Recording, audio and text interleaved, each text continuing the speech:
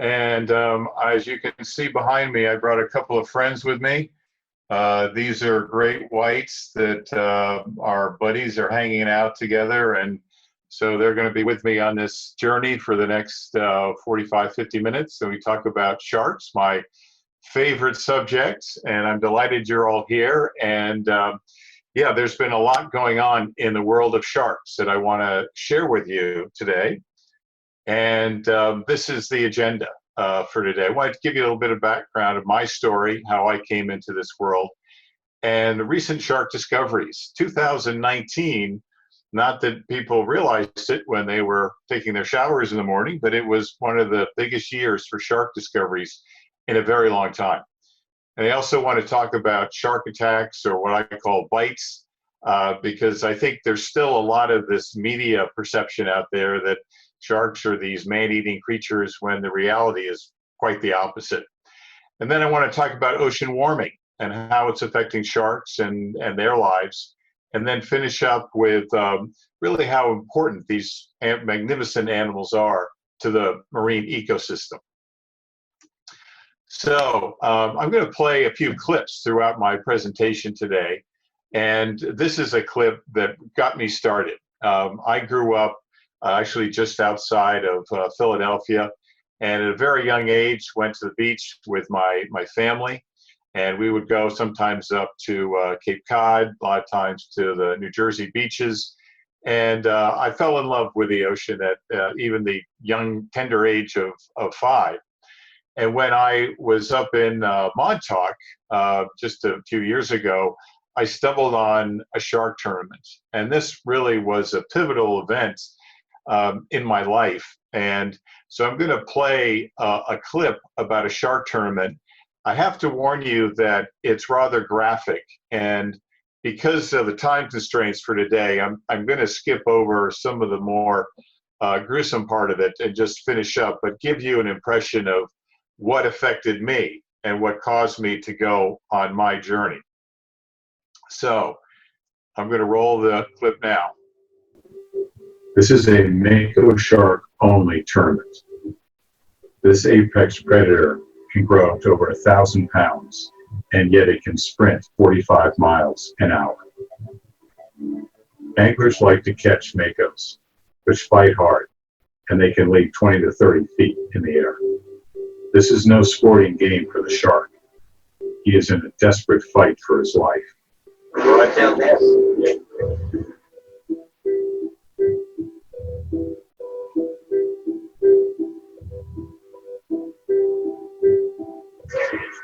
There he is.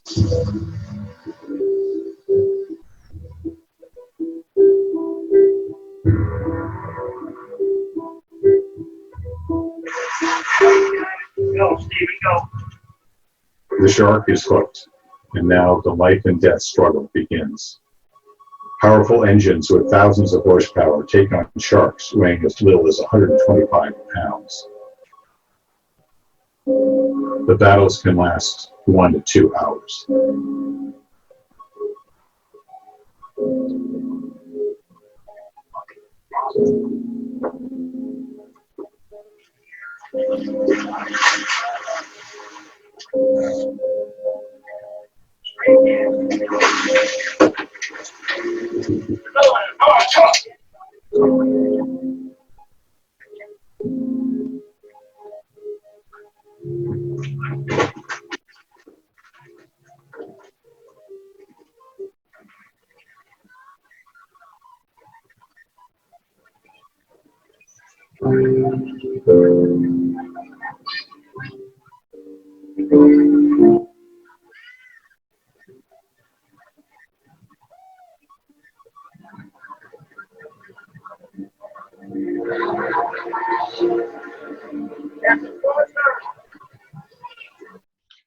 You can see here, this is what you're seeing is a shark tournament, and people are coming out by the hundreds to watch this practice of catching sharks for fun.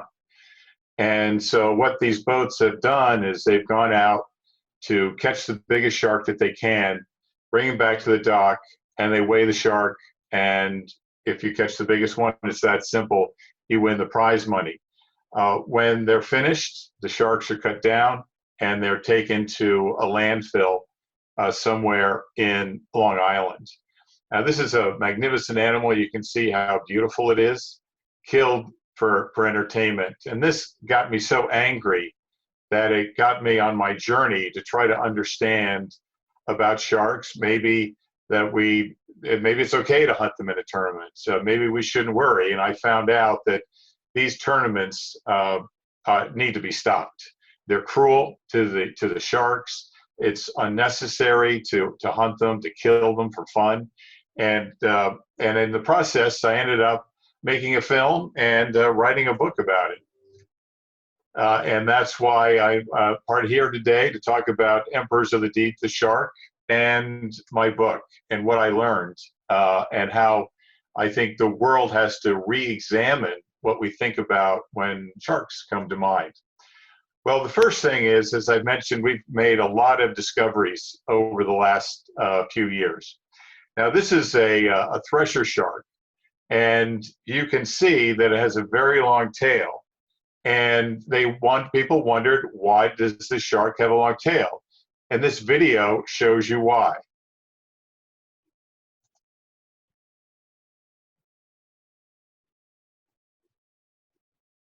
That tail is equal in length to half the body.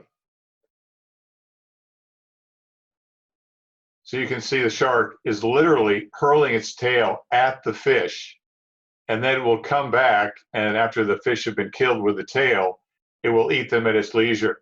These are magnificent. This is, I think, the most beautiful shark. That tail is just, and this one is probably 20 feet, just magnificent.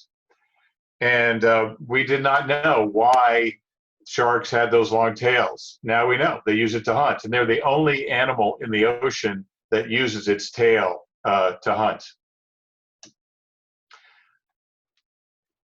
We've also learned about hammerhead sharks and wondered why they have this very large head.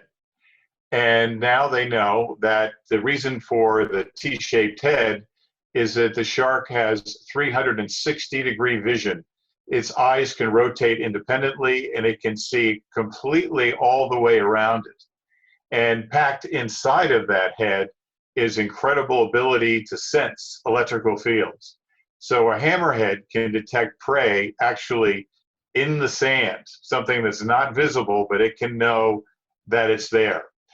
Also, you can see the magnificent dorsal fin, which can sometimes grow to 3 feet in length.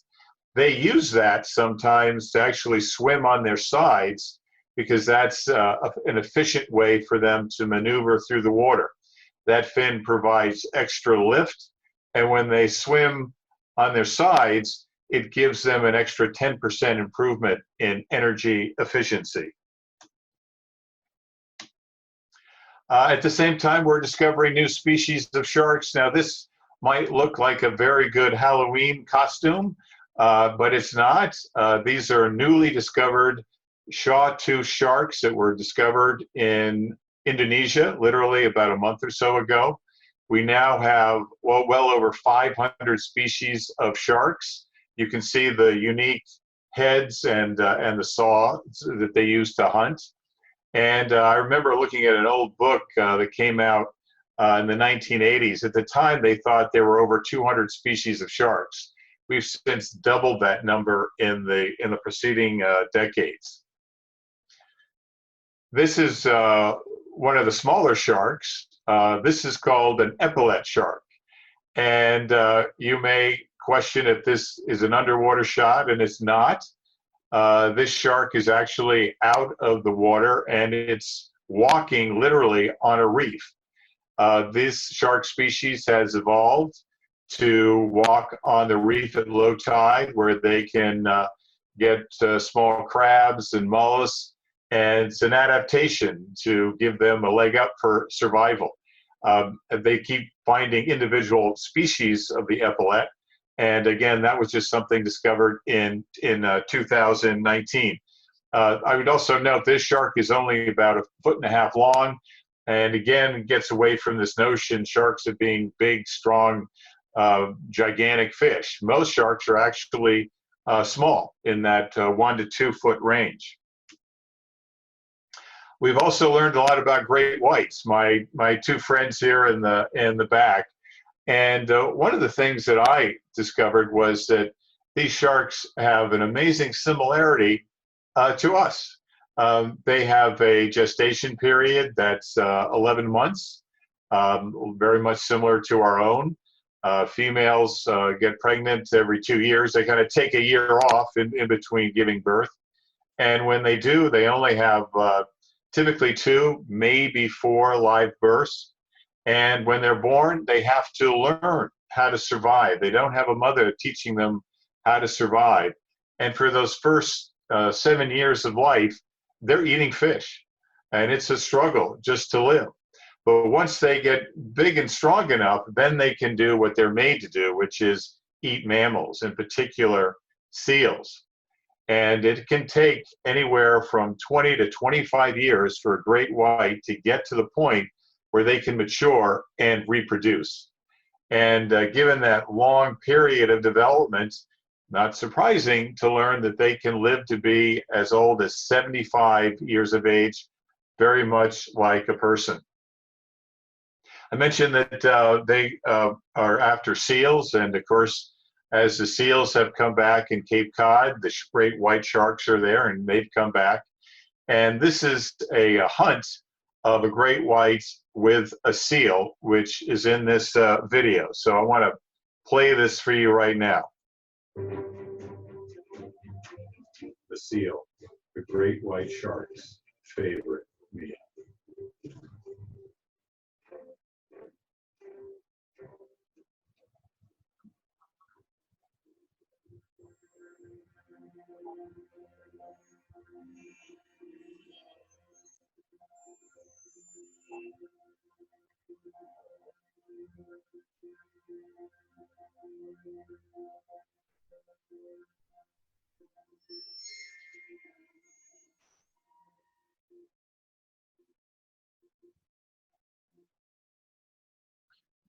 You can see in that case, the great white was able to be successful in its hunt.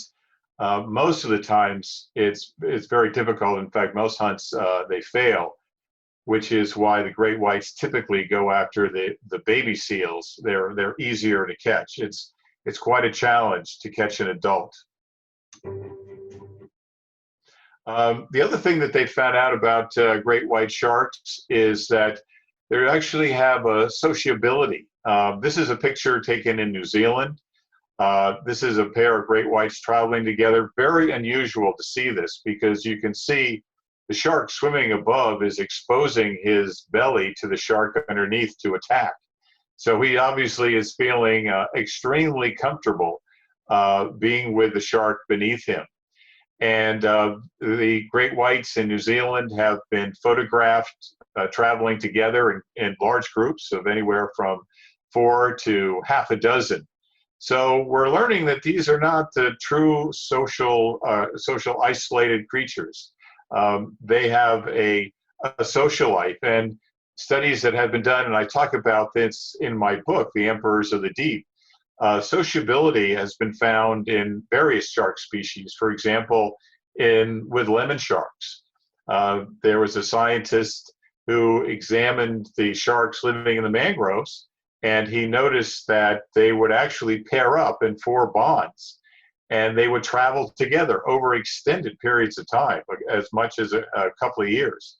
And when the tide would come into the mangroves and the predators would come in looking for small lemon sharks, the little lemon sharks would team up with their buddies and go hide somewhere.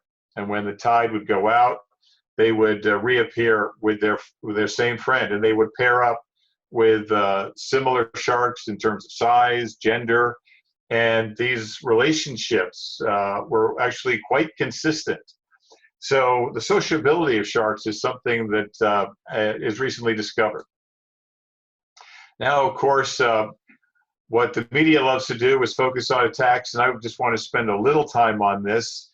This is a chart showing number of attacks going back to 1900, and they've increased every decade. And of course, the media loves to make note of this, and there's a very simple reason for this, and that is that the human population has continued to grow. as our income has gone up, people end up going to the beach, enjoying the oceans. So when you have more people in the water, you have a greater chance for some kind of an interaction. So this is simply more people being in the water. It's not because sharks have suddenly decided that we are on the menu. In fact, it's just the opposite. They are running into us because we are invading their territory. And this is a clip showing a bull shark. This shark is, as you can see, literally 5 feet off the beach. Tagging studies have shown sharks do this routinely. And where I go in Cape Cod, there's sharks right up on the beach. They're putting their nose right into the sand. We just don't know it. But they're there. And they've been doing this for eons. They hunt in the shallows. Now, of course, they're looking for fish. They're not looking for people. They want bait fish. And so if we happen to go in the water, happen to be in the wrong place, there might be an interaction. But the important thing is that if there is one, the sharks will swim away. Now, the 3 species that are most implicated in attacks are the great white, the tiger, and the bull. As I said, most shark species are relatively small. In their 450 million years of evolution, humans have just been here on the planet for literally a couple 100,000 years. So we are just not in the shark's DNA. That DNA they've developed is looking for mammals, looking for fish that have lots of fatty oil. We do not have the kinds of things that they're interested in. We're relatively scrawny, bony. Sharks need the rich blubber in seals to give them that fat that they need to travel their great distances. This is a comment from a guy who was in South Africa. He was attacked by a shark, and I bring it up as you'll see what his conclusion was after his attack.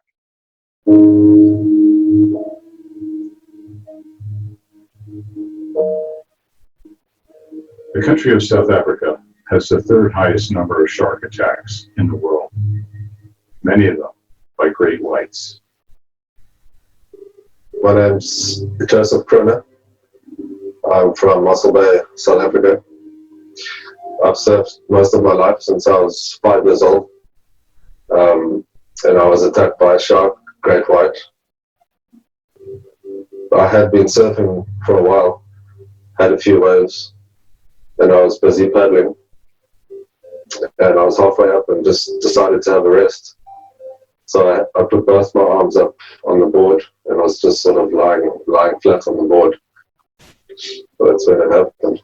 When it came from behind. So I just slowly felt myself lifting up. But then my mind sort of blanks out. I remember when I came up out the water, I looked straight at it swimming away from me. And that was probably the most hectic part, just to see the intensity of the animal and just sort of white water. And the board, I could see the board sticking out on either side. So at that stage it was probably broken because it was sticking out at an angle. Out of the shark's mouth? Out of its mouth, yeah. So this is the piece that the great white bit out of my surfboard. You can obviously see the shape of its mouth and you can get an indication of the size. I think they would have worked out the size at 3.5 meters just from the sort of the size of the bite. You can have a look. So the teeth marks are here. Yeah, they're pretty sure. I see sharks as sort of beautiful animals. I've really got more respect for them because of the attack. They're very graceful and mostly peaceful. So I see them with a lot of respect and awe. So. You know, I thought that was really telling, the way he, summed it all up. I think a lot of people in similar situation come away feeling the same way. In my book, I discuss probably one of the most famous shark attacks on Australian by the name of Rodney Fox. And he was spearfishing. He was bitten by a great white, and he survived, but it was miraculous. He said later on that if the shark had actually wanted to kill him, it had a perfect opportunity, and it wasn't interested. And after that attack, he started underwater cage diving. This is going back into the late 60s, and he's become one of the great shark conservationists in the last 50 years. He's received awards. It's described in my book. But this is another example of how people realize how we are going into the shark's world. When we go surfing, we look like a prey item. And when we have that encounter, they've made a mistake. And they have a right to be there. We have to realize that we're just sharing the space with them. And we have to be respectful. In terms of some of the numbers, let me just go through this very quickly. The United States has more shark attacks than anyone else in the world. That's about 3/4, as you can see. There are very few attacks actually outside of the United States. The reason is that we've got two very long coastlines, and we have some wealth, and so we go to the beach a lot, and we're going to run into these animals. Florida is ground zero. They're over half of the attacks in the United States. You can see a very small percentage in California. And Florida is the place where they're attacked because that's where the surfers are. Surfers look like prey items, and it's literally that simple. Surfing is, if you're going to do some activity that's going to invite or potential for a bite or an attack, surfing is it. That's where you're just to the shark looking like a prey item. People are snorkeling, scuba diving, are actually very safe. I wanted to mention that if you look at the number of attacks, in spite of the media making it sound as if we're getting more attacks than we've ever, that's actually a mistake. Attacks are down. The 5-year average is 55 attacks a year. 2019, we were at 41. 2020, there are hardly any surfers now because of what's going on with COVID-19. So we will have in 2020, the 3rd year of a decline in attacks. The death around the world is consistent, 5 a year. In the United States, we have less than 1 death per year. That's because we have very good medical care. People get medical treatment right away. Sharks, if they do attack, are typically going to leave after a bite, and the risk is that the person will bleed to death. So if they get medical care to stop the bleeding, they're going to survive. It's, again, very straightforward. I want to mention, again, about Florida and why these attacks are down. This is a blacktip shark. This is sort of a mesopredator, meaning they're sort of in the middle of the pack. They're not an apex predator like a great white, but they're certainly in the middle of the rating. This has been their traditional migratory area. They are in the North Carolina area in the summer months. In the winter, they like to go south to Florida into the Miami area. They're sensitive to temperature like humans. They like a certain temperature, and blacktips like water temperature around 70, 72 degrees. And what's happened is that the water temperature has been rising due to global change. And now the migration pattern has changed for the blacktip sharks. They are now moving in the summer months all the way up to my area, to Long Island, to get those cooler temperatures. And in the wintertime, they only have to go down to the Georgia area to find the temperature they prefer. So they're not being in Florida as much. They're not running into surfers where there's an interaction. So hence, attacks are going down.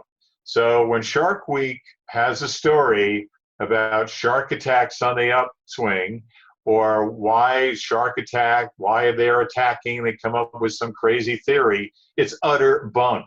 And you know, the fact is, shark attacks are down. The reason for shark attack is a confusion for prey item, and that's it. Whatever other story they come up with is just trying to boost their ratings.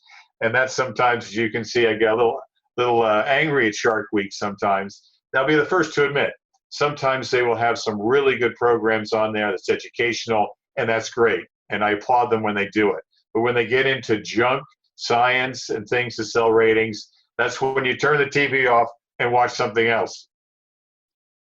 I just want to mention very quickly, in 2019, Australia did a release about where the odds are of having a shark attack, and it's in my book, the paperback coming out at the end of the month.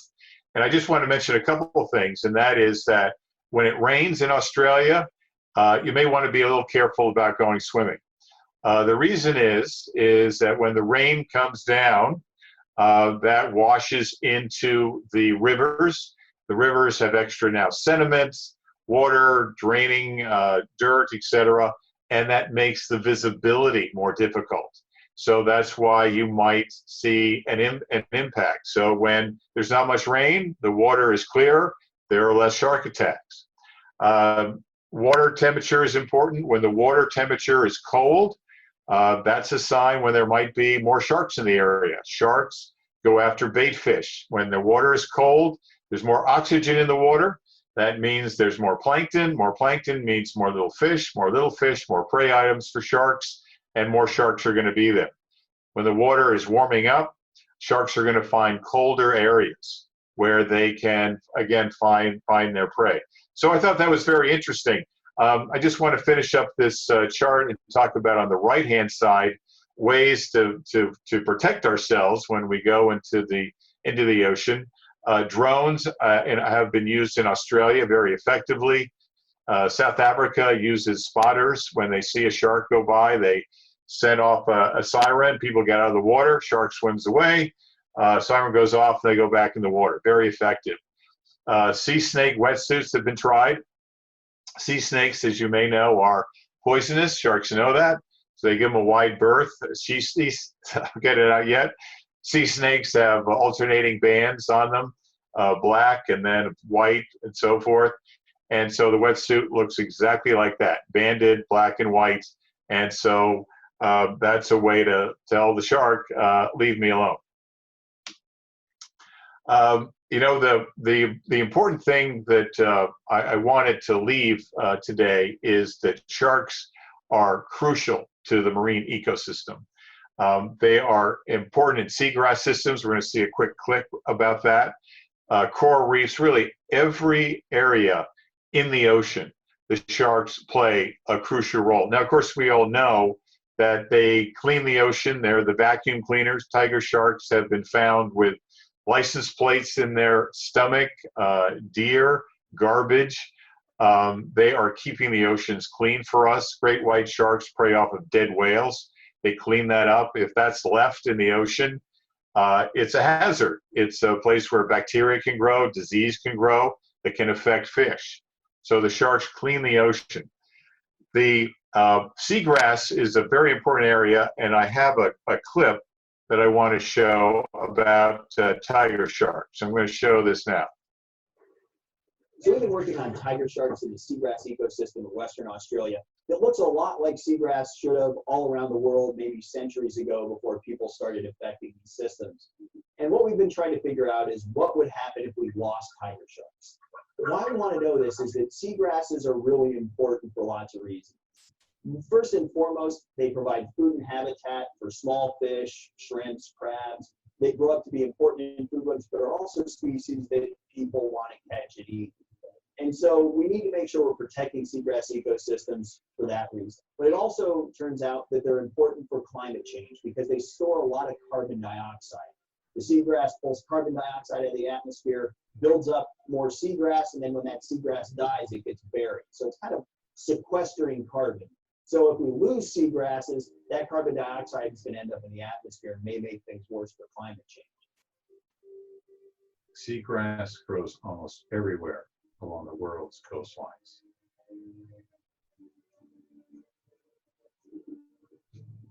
So what we've done is study tiger sharks and a lot of their prey, like dugongs, which are sea cows, and sea turtles. And those are the big grazers on seagrass. what we found is that the tiger sharks change where these big grazers feed. And where it's really dangerous, there are lots of tiger sharks, those grazers spend almost no time there. And that kind of protects the seagrass. So we get these really big, dense forests of seagrass that provide great habitat and also sequester lots of carbon dioxide. Now, in those areas where the sharks aren't as dangerous and the big grazers spend their time, you have very little seagrass. It looks like a really closely cropped lawn. Not a lot of carbon being buried, and also not a lot of place for the little fish to hide and grow up. And so what that showed us is that the tiger sharks really are controlling not just where the big grazers are spending their time, but actually the seagrass beds themselves. So what we're seeing in this one situation is that sharks are probably critical to maintaining the health of oceans. When it comes to big animals like tiger sharks, there is really no other animal that can fill their role. There's no other species out there that can threaten adult sea cows. There's no other species that can, tear through a turtle shell so effectively and control their populations. Tiger sharks also consume garbage, including tires and license plates. You can see in that just how important tigers are, and we need them in really coral reefs, open oceans, every system that's out there. And yet, of course, sharks are under threat. Right now, the biggest threat is longline fishing. Let me just spend a little time on this very quickly. Longline fishing is one single line that goes out from a boat. It can be as long as 100 miles. Baited hooks are set out, and then they let that line sit out there for a couple of days, and they catch virtually everything. Whenever you put a baited hook in the ocean, it's going to attract attention. So what will happen is they'll catch sea turtles. 300,000 sea turtles are killed every year around the world due to longline fishing. Seabirds will get caught on the hooks. Over about 500,000 seabirds are killed a year. And of course the sharks are. So when they catch the sharks, they are going to use them for something that's now shown in this clip.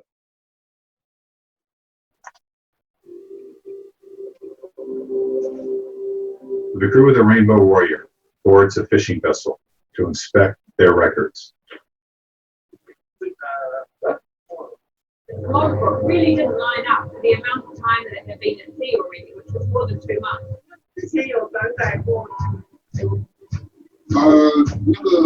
Yeah. It's only supposed to be 3 shots.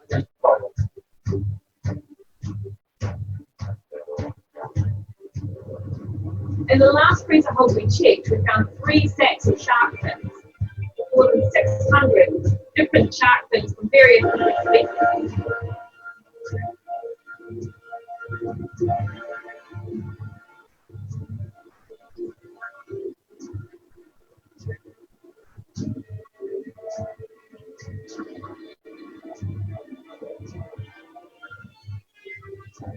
Will be hacked apart with fins chopped off and put in the hold, and the body of the shark will be dumped back overboard. And often that can still be alive at that point. And without its fin, it's simply going to die a painful and slow death in the ocean.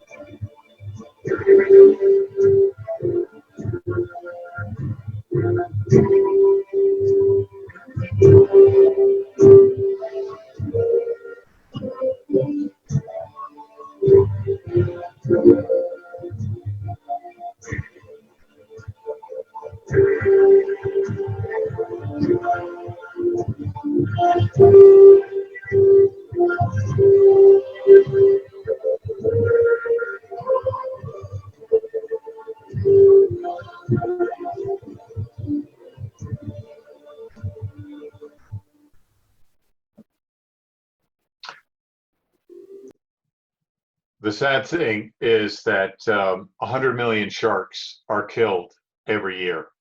And the vast majority of that is to make shark fin soup, 70 million sharks. So sharks are, in spite of their importance, are facing the greatest threat to their existence in their 450 million year history. I mentioned the shark tournaments. We're also seeing pressure on sharks for other reasons. Other countries will eat sharks. We don't, obviously, in this country. And the countries like, for example, Australia, they like to eat what are called fish and chips. Now, they never say when they order fish and chips what the shark is or what the fish is, but that is shark. And they get them from South Africa. South Africa has one of the biggest longline operations in the world. They ship tons of sharks to Europe, to the UK. They eat them for, again, fish and chips, same for Australia. And it's just not making any sense to use an apex predator to eat meat. There are plenty of other fish, particularly fish that can be caught sustainably to eat seafood. There's also something that drives me crazy when I go into any kind of vitamin store and they have shark cartilage pills for sale. There is a belief that sharks don't get cancer. That's utter nonsense. Sharks do get cancer. And people package shark cartilage pills as saying, well, since sharks don't get them, you won't get cancer. Utter nonsense. And do me a favor, tell the vitamin store to stop stocking these products. They are useless. Sharks off of Costa Rica are finned to make these shark cartilage pills, and the consumer has to know not to allow these pills to be really on the market. And then finally, you can find cases of lipstick where they will take what's called squalene, as kind of a fatty substance in the shark, and use it to make lipstick. Utterly ridiculous when there are plenty of alternatives. So what can we do to help protect sharks? And I think the takeaway message here is that you actually have more power than you think. Because when you go and you buy seafood or you go and buy a product, you send a signal to the providers about what you want. And when you buy seafood, you want to make sure that it's sustainably caught, doesn't involve sharks. You can buy pole-caught tuna, which is where you're putting out one rod and catching one tuna at a time. There's no bycatch. That's a great way to, if you want to eat tuna, to consume it. And you can also find a lot of seafood products will have a seal of approval from the Marine Stewardship Council, that blue symbol that you can see there. If you see that on it, got a pretty good bet it's okay to eat. And we also need legislation. Remarkably, it is legal to trade in shark fins in the United States. Now, it is illegal to fin sharks, but you can trade in them. And so when fish exports come into the United States, ultimately for processing or trading somewhere else, it's okay if it has shark fins. We've got to stop that from happening. And there is legislation in both the Senate and in the House that would make this illegal. So I would suggest getting online. You can Google that legislation banning shark finning and or the trading of it, and let those congressmen know you're in favor of it. And we got to get this involved and get this passed. And then finally, anytime you get involved in an organization, you're adding your voice, you're adding a message. So there are many organizations out there that are doing great work. I just mentioned a couple of ones here. There's Greenpeace, there's Oceana, Woods Hole Oceanographic Institute is doing great research. You can get on their mailing list, find out what's going on, and get involved that way. Now, I just want to mention that you can follow my work. I'm a very active poster on Facebook, Twitter, and Instagram. I put something on Instagram practically every day. My name is William McKeever Official, so follow me there.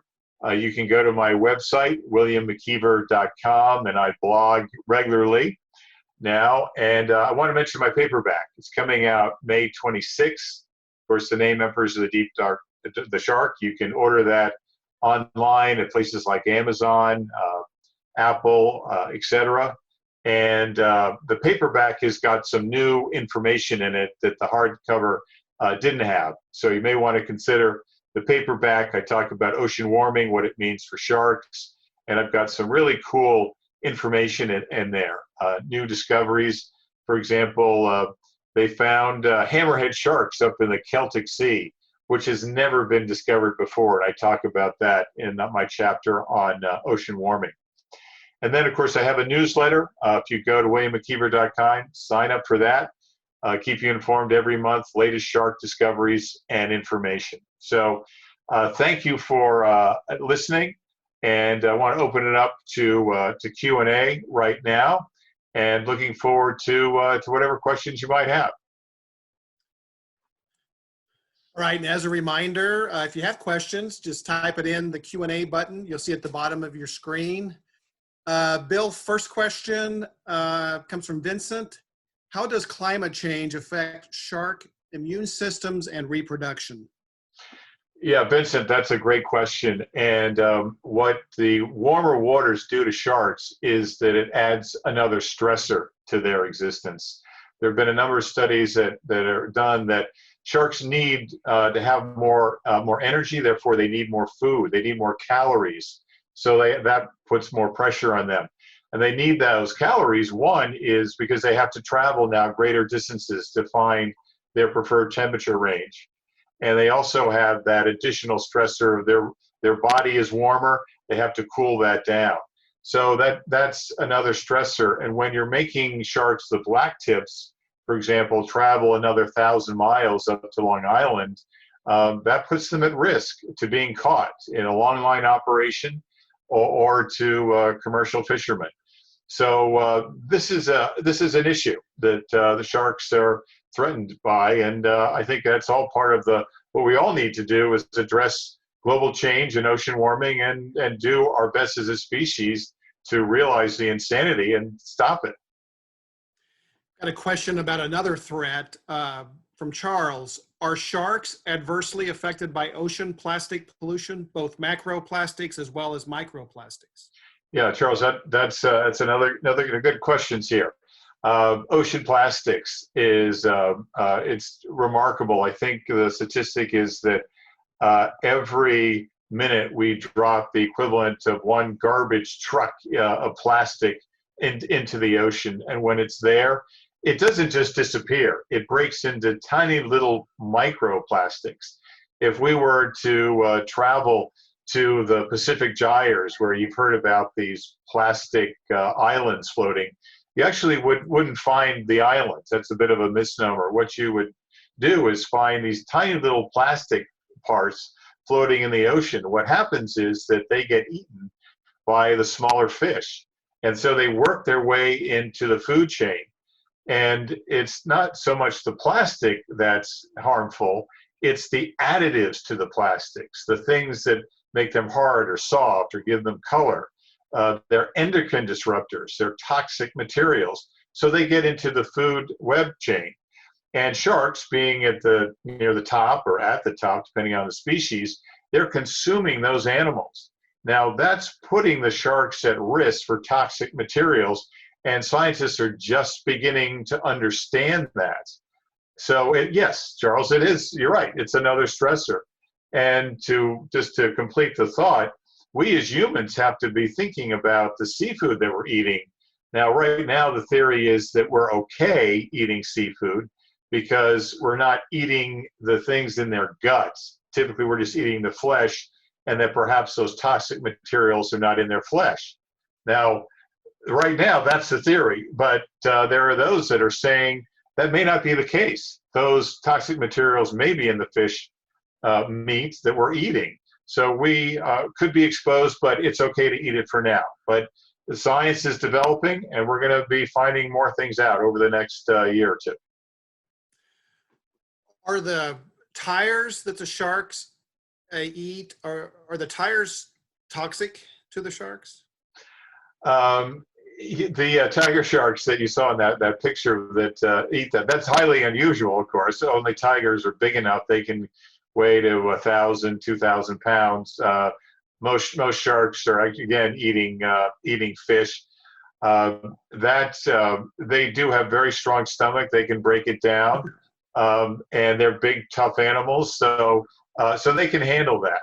they're able to do it. But again, we're better off leaving the oceans a little cleaner so that we're not stressing out these animals. That question was from Sarah. Next question is from Brad. Are there any countries doing a good job of protecting sharks, or is this a worldwide problem? Yeah. Who was that from? That was Brad. Brad. Okay, Brad. Thank you for the question. It's a thoughtful question. This is a worldwide problem, but there are signs of hope because there are some countries that are actually doing a very good job. And the countries in the middle of the Pacific Ocean, like Palau, Fiji, realize how valuable sharks are to their economy. And they've realized that tourism brings in a lot of dollars. In the case of Fiji, and I talk about this in the book, they generate some $40 million in revenues from sharks. Even in our country, in Florida, there was one study that showed that sharks generated $220 million in revenue from snorkeling, diving with sharks. In any event, these countries in the Pacific Ocean have set aside shark sanctuaries. Palau did one. They is set aside equal to the territory of France in the middle of the Pacific Ocean. That's great. Fiji's done the same things. Other countries have done that. I have a list of them in my book. And so I'm encouraged about that. And when we have education, we talk about these issues, it makes people want to make sure that we've got protected areas. We need marine protected areas, the MPAs. And today, sadly, 3% of the world's oceans are in marine protected areas. The United Nations concluded that to protect the oceans, we need 30% set aside by the year 2030. And again, it's going to come because it's willpower. People want it to happen, and everyone's voice making a sound in unison. We can make that happen. Here's a comment from Sean. Sean, first of all, thank you for tuning in. Sean writes, "Thank you so very much for the presentation, William. You are a human that will make a difference. Thank you." Well, thank you, Sean, for that. That's heartening to hear that because, as I mentioned, after I saw that shark tournament, and it just evolved over years, and I became an author and filmmaker now, and I've devoted my life to it. So I can't imagine doing anything more important. I left my old job, and happily so. So when I get a comment like that, thank you. That warms the cockles of my heart. And here's a question from Alan. If sharks are not interested in humans, how do you explain the USS Indianapolis during World War II, where they killed 8, maybe 100 sailors? Yeah, that's I have to say that's a good question. Can't wait to hear what I think on that one.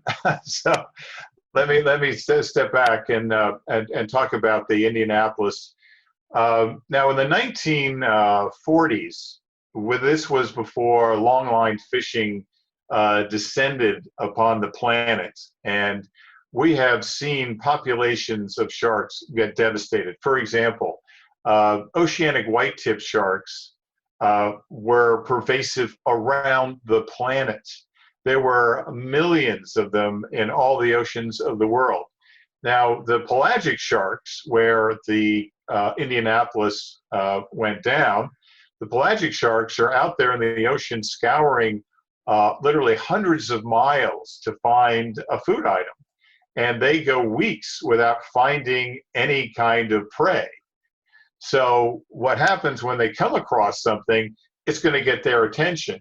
Now, in the case of the Indianapolis, and I read the book, and it was a great book, it was horrifying. These men were, the ship was torpedoed. They were severely wounded. There was blood in the water. There were bodily fluids. There were men badly burned. There were men thrashing about. Men were told not to drink the seawater. They did anyway, and that drove them insane, literally. And they're thrashing in the water. So to these sharks that are open ocean, pelagic, white tips, numerous, desperate for food, they thought this was a prey item, and they were doing their job. In some ways, it's instead of struggling for 6 days and being in a torture situation, the sharks were coming along and doing something for those that were badly wounded, that perhaps maybe relieve their suffering, frankly.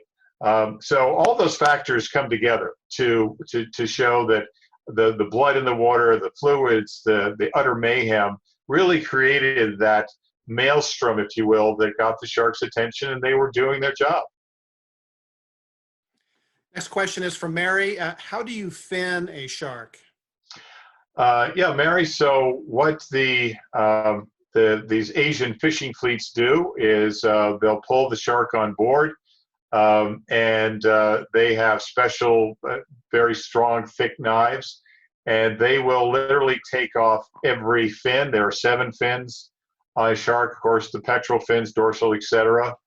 And once you take off all of those 7 fins and throw it in, the shark cannot swim. There are some sharks that can live on the bottom and breathe, force air through their gills, but the big sharks are what are called ram breathers. They have to move forward to ram that ocean water and oxygen into their gills, so they will literally suffocate to death. And so these fin sharks will literally sink to the bottom, die. Peter Benchley was scuba diving in Costa Rica and stumbled on these suffocated sharks, and that was a pivotal moment for him to realize that he created an environment where people were not sympathetic to sharks.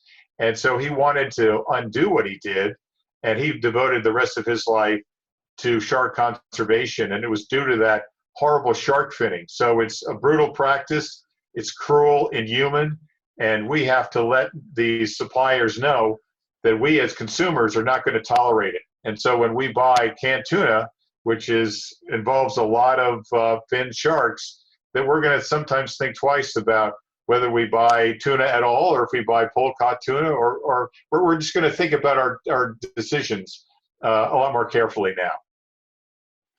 All right, a question from Mark. What makes the epaulette shark a shark? Yeah, good question, Mark. So the epaulette sharks have of course, the design. They have of course, the dorsal fins, the pectoral fins, and they have used those pectoral fins now to navigate on top of the reef. Scientists will take these species, they will test their DNA, compare them with other sharks, and they will be able to, just like they do with humans, if you do 23andMe, figure out where you're from or who you're related to. They do the same thing with sharks. And with the epaulette sharks, they did those studies, found out, I forget the specific genus, but this was a shark, and found it was independent of other species, so it went into the record books. And here's a question from Dustin. He writes, my daughter would like to know what your favorite kind of shark is and why. All right, Dustin, it's a tough call because they're all beautiful. I love the tigers, which obviously get the name because of the stripes on them. When the tigers are really young, the stripes are really very bold. They fade when they get older. The other favorite is the thresher. You saw that in the presentation. I just think they're so graceful. So it's a close call, but I have to give it to the thresher just because of that beautiful long tail that they have. Patricia would like to know, are there any freshwater sharks? Patricia, yes, there are. And the freshwater shark is the bull shark. They have developed over eons the ability to exist in ocean water as well as in freshwater. They are found in freshwater river streams all over the world. I have some diving buddies in Australia that don't like to go in the Brisbane River because that's a home of a lot of bull sharks in there. Bull sharks have been found up the Mississippi River. So They're really in freshwater areas, and again, it's only the bull shark that does that. But it shows you just how remarkable and adaptive they are to really cover the planet. Another question from Vincent. Where are the best spots to observe shark behavior and mating? Yeah, Vincent, so, the Bahamas are a good place. There's a lot of research going on in the Bahamas. There's the Bimini Shark Lab, which you can Google online. And they are watching lemon sharks there. The water is very clear, so they can follow them. They tag nurse sharks. That's sadly not open to the public, but you can see some of their research online. If you want to go swimming with sharks, the best place to do that without a cage is in Jupiter Inlet in Florida. You fly into Palm Beach, go a little bit north by about half an hour, and they take you out 3 miles out to sea, throw you over the side. I've been on that boat. It's an adventure, and they'll throw some fish to get the shark's attention, and anything can show up from hammerheads to bull sharks. But you get up close and personal. That's a great way to do it. And there's also cage diving in Rhode Island. If you wanted to venture up there, you can go online and find them. So there are places to interact with them. I think swimming with them is great. It's safe, and it's certainly in a cage. And there's lots of research going on. University of Miami has a lot of research you can follow online there with Tristan Guttridge is his name. Dr. Guttridge, University of Miami, you can follow his work. All right, we're at the top of the hour. Let's do a couple more questions. And I lost my spot here. Oh, an anonymous viewer would like to know, is the Florida Panhandle as dangerous as the Atlantic side of Florida? No. Let me back up and talk a little bit about Florida. On the eastern seaboard of Florida, that's where the blacktip sharks migrate. So that's why you have more attacks on the East Coast than you do on the West Coast. On the West Coast, you don't have the blacktips. You also have more encounter with dead zones, with red tide, which is poisonous algae, and then that clears out the fish. So that drives the sharks out too. So because there are less sharks, the West Coast is safer, but that's strictly a function of the fact that mankind has interfered with the natural ecosystem. Regardless of whether you're East Coast or West Coast, I just want to leave the point that it's really where humans are in the water that you're going to see the sharks, not because sharks are searching or more dangerous and looking for humans. It's the humans in the water that's the cause of the shark attacks. And we'll wrap up with this question from Dustin. It's a filmmaking question. Are you finding new and more scientific information about sharks now since drones have become more common for filmmaking? Yes, and in fact, science is continuing to make great strides with sharks. The drones help. We're learning from tagging studies where they go. Not just the tags used to be just tell you where they went from A to B. Now they're telling us what they're doing a real-time basis, second to second. So we're understanding how we're having a better idea of how they're hunting, for example. So I'm very excited about the research that's going to be coming out over the next year. So stay tuned, follow my my newsletter, my feed on Facebook, etc. I'm going to be out there letting everybody know what we're finding about, and there's a lot of great stuff we're finding. And your paperbacks, Emperors of the Deep, is coming out May 26th, right? Yeah, the paperback is out May 26th. It's available now for pre-order. So my suggestion is you go online, Amazon or something online provider you like, or go to your local bookstore and ask them for to pre-order the book. It'll be here in a couple of weeks. You'll be the envy of the person on the beach or wherever you are to have a shark book to let you know it's perfectly safe to go swimming. And you can, more importantly, you can educate people and explain to them the real truth about sharks. So that would be a great favor for me if you pre-order that book. And I'll put a plug in too to our friends at Rainy Day Books. You can go to their website, rainydayBooks.org, and pre-order your copy there as well. Yes. Well, thank you, Bill, for just another fascinating talk on a very, very important subject. Well, thank you, Eric. I love being at Linda Hall Library. It's great to be with you again. And the beard is looking great. So stay safe. And Thank you. we'll get back to normal here at some point. I hope so soon. And thank you, everyone, for tuning in today for the program. And we hope to see you back soon at a future event. So thank you. Stay healthy and have a good evening. Thanks, everyone. Bye-bye.